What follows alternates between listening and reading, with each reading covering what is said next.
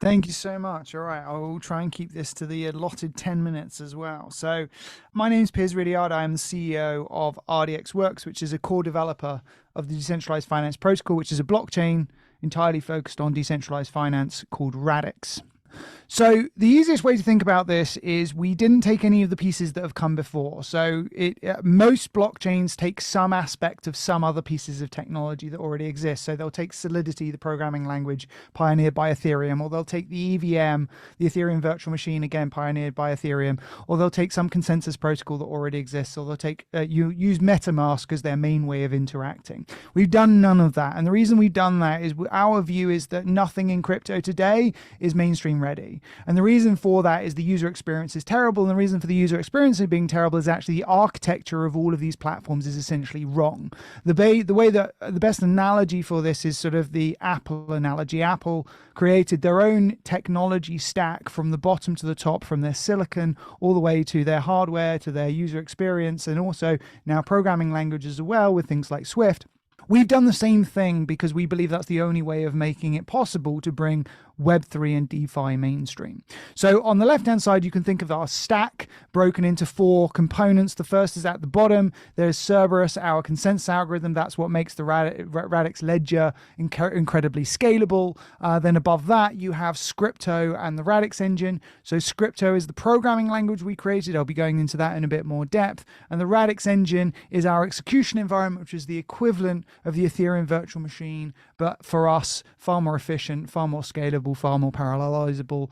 And then above that, we have the Radix wallet. This is what we would call the gold standard implementation for user-friendly Web3 and DeFi. It's an open source implementation, but it basically takes all of the learnings that we've had over the last 5 years of working with user experiences in crypto and putting them into a wallet that we actually think everyday people can use. And then above that, obviously the developer ecosystem and the Radix ecosystem building on top of Radix.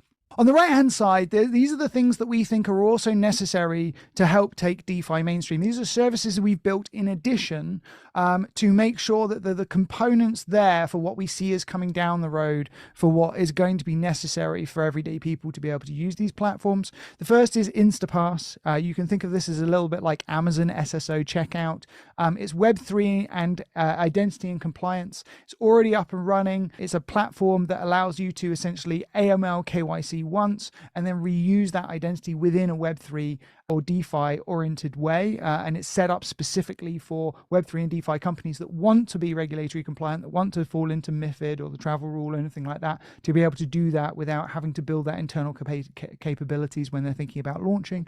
We've got InstaBridge, which you can think of as like Swift and the payment rails that you see in traditional banking. This allows you to go from crypto to fiat and fiat to crypto again. And again, emphasis on integration with dApps rather than providing a front-end user experience. This is about making sure that the back end of your decentralized exchanges, your lending protocols, all that kind of stuff can integrate with the traditional banking systems. And then Exosphere and DeFi trading and arbitrage. This is there because we think that it's really important when a new DeFi ecosystem emerges that there is good risk on capital that is applying capital into that ecosystem to make sure liquidity is good, to make sure pricing is good, and that's what Exosphere is there to ensure. Now, all of these services are obviously, there will be competitors to those on the platform, but ultimately we think that this is the entire package when designed together is what is necessary to give developers and users the tools they need to use Web3 and DeFi in the same way that they would understand using banking today. Now, traction has been pretty good. Radix launched our programming language, launched our mainnet, which is just testing at the moment, staking and transactions. The smart contracts don't go live on Radix until September of this year. But despite the fact that there isn't even smart contracts live on the network, we've seen over 2 million transactions on the network. We've had 100% uptime so far. We've got about $200 million worth of stake security on the network, about 140,000 wallets. And so far, I think the biggest thing that's been impressive for us has been our growth of developers.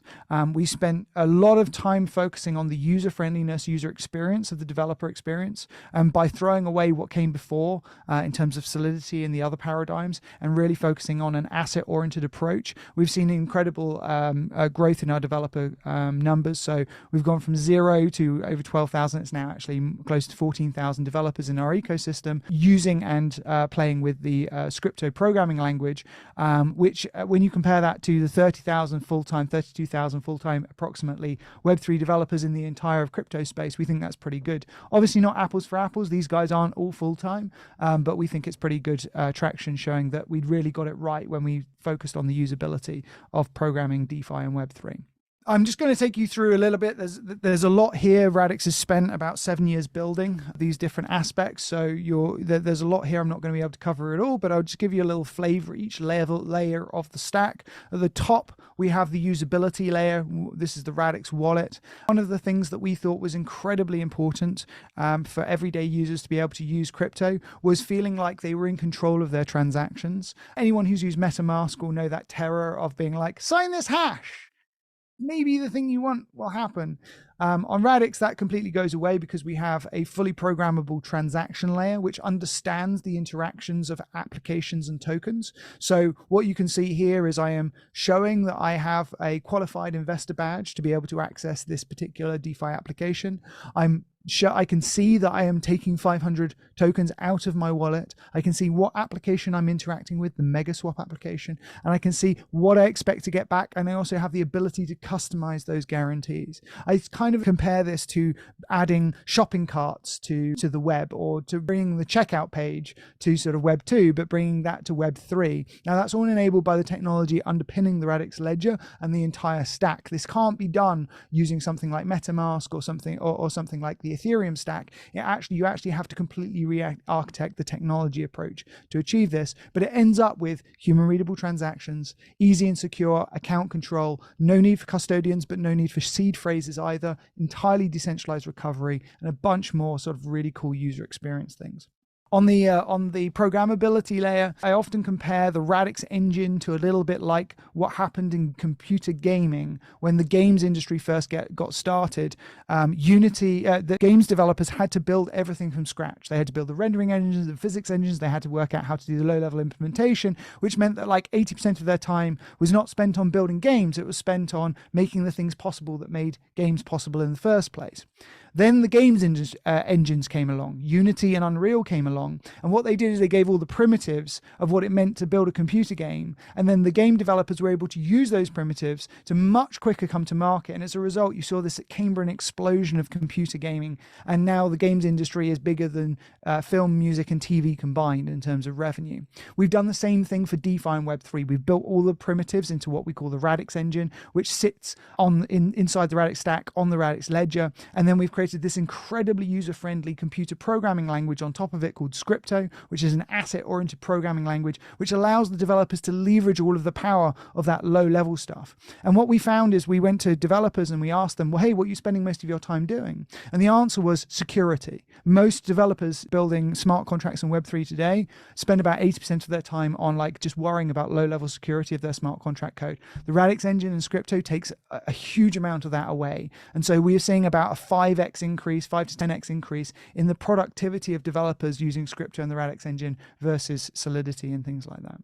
And then at the bottom of the stack, we have Cerebrus, which is our consensus algorithm, which is a linearly scalable processing in parallel consensus algorithm that's been peer-reviewed and validated by the University of California, Davis. It's been tested to millions of transactions per second by the University of California, Davis, and essentially is there to make sure that things like layer 2s are unnecessary, making sure that your transactions are clear in 5 seconds or less, no waiting around, and ultimately making this scalable enough for sort of nation state level applications to be on this. But in addition, we've optimized it specifically for the kind of things that matter for DeFi. So if you compare how efficient this is for doing things like DEX swaps, for doing things like lending and borrowing, for doing the kind of things that actually we see 95% of activity on top of Ethereum is interactions of users with smart contracts.